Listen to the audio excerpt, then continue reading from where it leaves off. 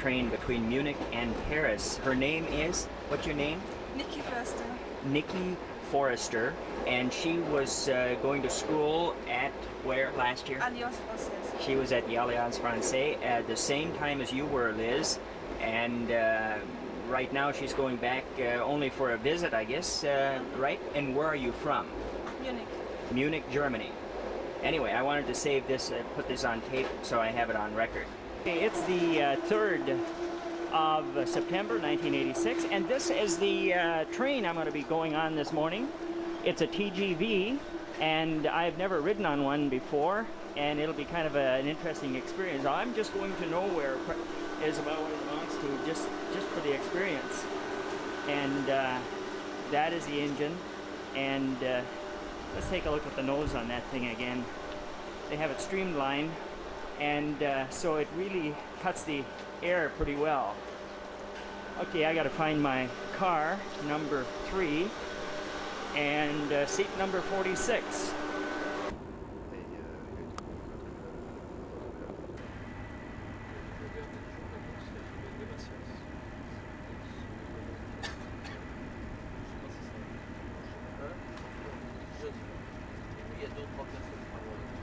What it's like as far as videotaping out of a TGV at the high speed that it's going. It's noisier in here because I'm between compartments, between cars. Otherwise, it doesn't have the soundproofing here that it does in the rest of the car, of course. This is the 3rd of October, 1986, on a TGV between Paris and Dijon in France.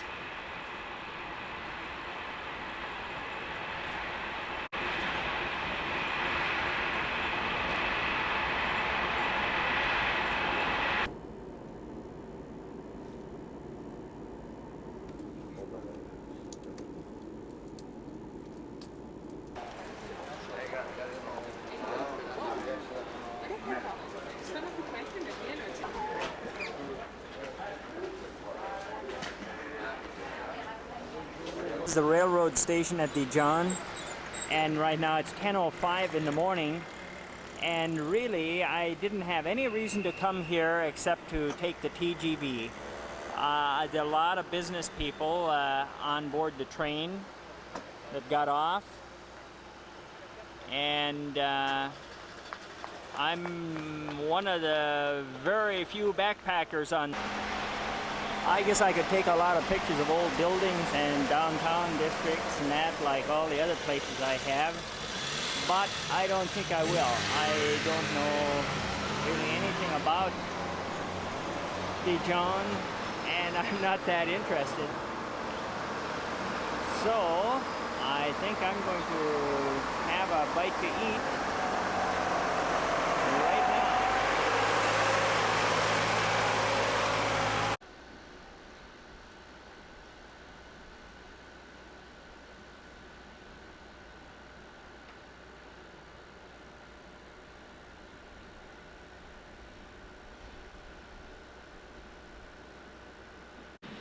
I don't think it's a fact yet that the Olympics will be played in Paris in 1992, but the deal is, as I understand, the Olympics were started in Paris in 1892, so of course they feel they should have it on its 100th anniversary.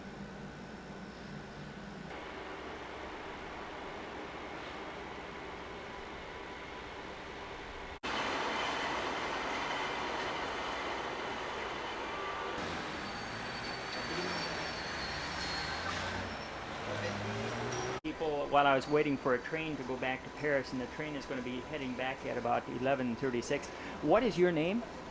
Bjerring, Jan Martin. And where are you from? I'm from Vikersund in Norway. Okay, and this is your wife? Yes, it is. And what's your name? Marit. What's that? Marit. Marit? Marit. Marit? Yeah. Okay, and Vikersund in Norway, and where is that exactly from Oslo? About 75 kilometers from Oslo. I see. What is your business? What type of work do you do? I work in an office. I'm with Alfa Laval. That's a worldwide company, and I work in Oslo in this Alfa Laval firm. Okay, very good. And you're just down here on sort of a vacation and business, you were saying. Yes, How that's long right. a trip are you on right now? What? How long have you been traveling? We have been traveling a week or so. Uh-huh. And you say you've been driving mostly? Yes, down here, yes. I see. And now Been we are traveling to other parts too besides here? Yes, we was in Germany, in West Germany, and later we come to Paris. I see. And what do you do? I work in the same company as my husband. Oh, you do? Yes. Okay. Are you from the same area in Norway as well? I'm from Oslo. You're from Oslo. I live in Viksjø. Sure, sure. Okay. Very good.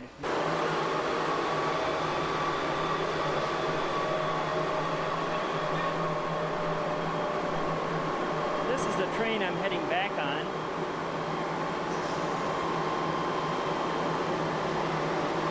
And I better go get it before it takes off.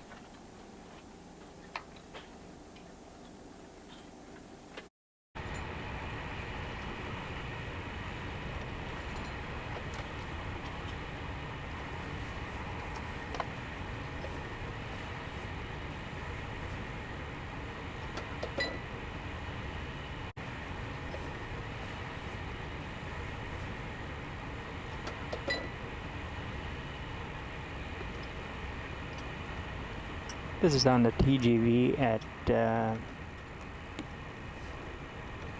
12:30 on the 3rd of September 1986.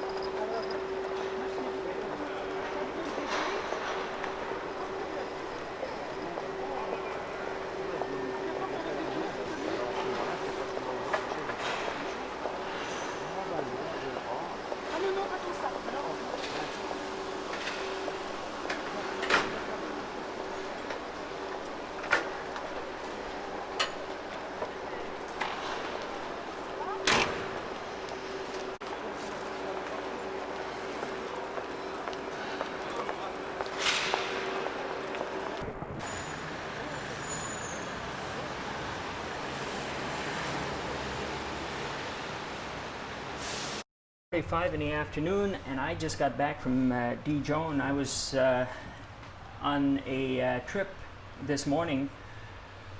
I could start out from last week. I'll first start out with what I did today. Anyway, came in on the train from Munich last night. I took a night train out of Munich, and then I jumped on a TGV, which is one of those fast airplanes from Paris. And I went down to Dijon, or however they say, Dijon anyway, is the name of the city, southeast of Paris, 250 miles. Anyway, it took us 1 hour and 42 minutes to get there. I haven't figured out how fast that is exactly, but that train is supposed to be able to go from 220 to, I believe, 280 kilometers, which figures out to be from 140 to about 175 miles per hour. So that's a fast train. Anyway, I wanted to just take that ride. I had planned on going down to Geneva, Switzerland, but I didn't do that. I saw Innsbruck and I've seen mountains now, and a few more wouldn't make a whole lot of difference. And besides that, I wanted to get back here. This is Friday, and tomorrow I'll be spending in Paris, and then tomorrow night I'll be taking this train over to Amsterdam, Holland. I'm just rambling now because my tape is almost going to be to the end anyway, and I'm going to start a new tape after this rambling that I do, and have a fresh one for tomorrow and till I get home. Well, anyway, I left on TGV today, being October 3rd, from Paris, and went to this Dijon, and the time that I left was 8 o'clock. I made a few notes, by the way, and I felt that the thing was just as quiet as any new car. It really was a nice a train to ride on. It didn't cost me very much because it is included on the Eurail pass. So all I had to pay was 12 francs, which figures out to be about $1.90, which is just for the reservation. So you have a reserved seat on the thing. And it seems to be a different caliber of people riding on that thing. It isn't the backpackers and that you see on the rest of the trains. These were people with pinstripe suits. They looked like they were doctors or lawyers or things like that, traveling to business meetings down there at Dijon. And so here I was with my backpack and my videotape recorder and the whole bit, and I was kind of hungry, but I figured I'd better not dig out my backpack and pull out my can of 7-Up and my 2 sandwiches that I had, so I waited until I got to Dijon, and I sat at the railroad station and ate that. Anyway, the thing doesn't surge up into speed. I mean, it's just like any other train. It starts out gradually, it keeps building up speed, but no, you don't feel it back in your seat or anything like that. The only thing is, it doesn't level off at the speed of an ordinary train. It just keeps going up and up as far as speed goes. And you feel like the thing is ready to take off. You feel like you're in an airplane, and the thing is going just as fast as any airplane, even faster than an airplane taking off. The only thing is, it doesn't leave the ground, and you're just skimming along the ground, of course, on tracks, just like any other train. So it's the same sensation as taking off in an airplane, except it's not leaving the ground. Oh, let's see, what else did I say? Make notes to myself on. When it goes into turns, it has a banking action, so you don't get slid off to one side or the other. It banks, although it might be the tracks that are banked, but also I think that maybe they've got the train rigged up so that it does a little banking in turns as well. They do on some of the slower trains, and there's no reason why they don't on this one. They've got fences along the edges to keep animals, of course, from getting onto the tracks, and where it's wooded areas, it's even more fenced in. Let's see, what else? I noticed about 10 minutes before the thing got into Dijon, it sounded quieter than it had before. So what they did was cut the power, and we coasted. We coasted for a long ways, of course, to get down in speed, and it really is nice and quiet. It's like gliding. Now, going back to the beginning of last week, I left here, I guess it was on Sunday, headed for Zurich, Switzerland. I guess I've covered this all before on the tapes. My batteries are holding up yet? Anyway, I went to Zurich. On Monday, I was there. And then I did some videotape recording, and I figured, gee, I wasn't going to stick around there all day. So I decided that I would go down to Luzern, Switzerland, and I'm glad I did because that was an interesting trip. It only took about an hour to get there. So I was down there early enough in the day and did some videotaping there, and I decided, heck, I'll go up to Mount Tiblis. So I did, and videotaped that, and that turned out to be a better day than I had planned on in the first place. I thought at first, gee, this is not going to be the greatest. This is just another city, Zurich, Switzerland, and what do I do from here? So it turned out to be real good. And then when I got back, then I headed for Salzburg, and I felt kind of the same way there, and videotaped what I wanted. And by noon, heck, I was off to Vienna, Austria, and walked around there until I got beat in the evening. And then, of course, I took the night train out of Vienna back to Innsbruck. Innsbruck was really a nice place to be. I really enjoyed Innsbruck. If it were somebody with, it would be fun to be there several days. That would be a nice place to go to. I've talked about Vienna or Nice being such a nice place. Well, Innsbruck is equally as nice, and nicer in some ways even.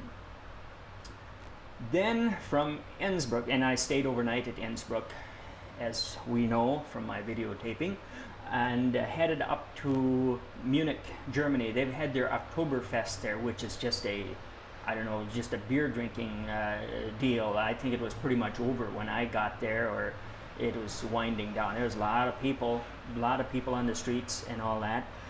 But that is a nice city. It's really a nice looking city from what I saw, and I saw the main part of it and the old part, and it's really neat. Of course, I suppose it would be especially neat during this Oktoberfest and that too, but no, it ordinarily is pretty neat.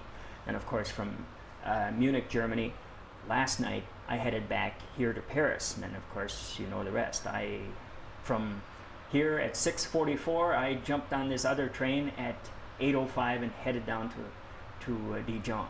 That's about it. It's 3:54 in the afternoon on the 3rd of September, and I'm still in Paris, and I'll be here until tomorrow night, and I'll head out somewhere around 11 o'clock, I believe, for Amsterdam, Holland, and from there I'll find a place to stay night after tomorrow, which is Sunday night. Be ready to fly home at 1 o'clock on the 6th of October from Amsterdam, Holland, back to Winnipeg. I forgot to mention, they all set to go. One last look outside here, maybe. There's that Paris sign over on the corner.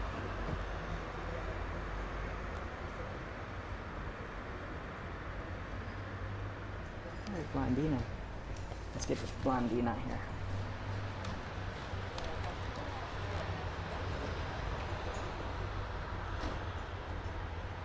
Neighbor lady is over.